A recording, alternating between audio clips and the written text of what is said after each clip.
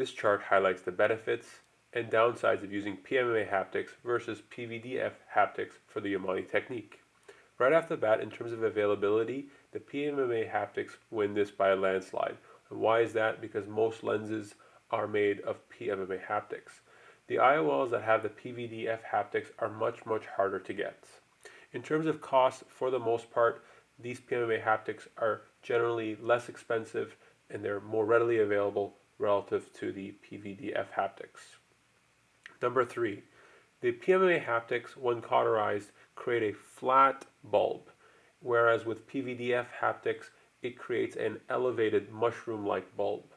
A flat profile is theoretically less likely to erode through the conjunctiva due to its flat nature, whereas an elevated shaped flange is more likely to make contact and potentially erode through conjunctiva.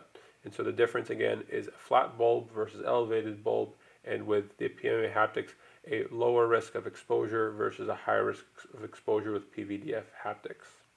In terms of risk of kinking, when cannulating the 30 gauge TSK needle and the haptics, there is a higher risk of kinking, as I've illustrated here with PMMA haptics relative to PVDF haptics.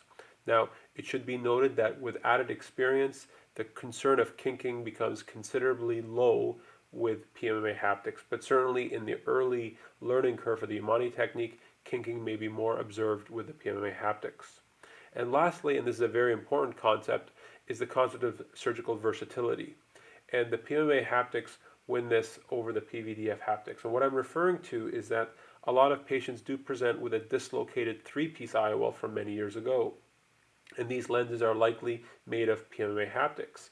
And so if you already know how to do the Yamane technique with PMMA haptics, then you can use that old dislocated 3-piece IOL that's already in the eye and you can perform the Yamane technique.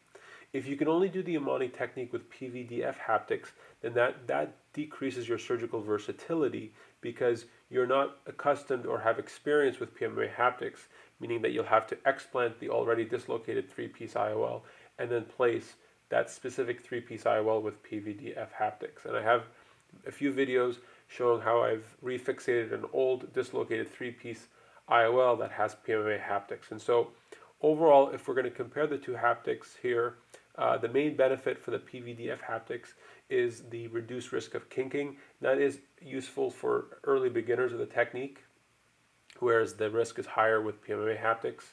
But otherwise, in terms of availability, in terms of cost, in terms of flange bulb creation and risk of exposure, and in terms of surgical versatility, the PMMA haptics have those categories won over the PVDF haptics. I hope you found this chart to be useful, and thanks for watching.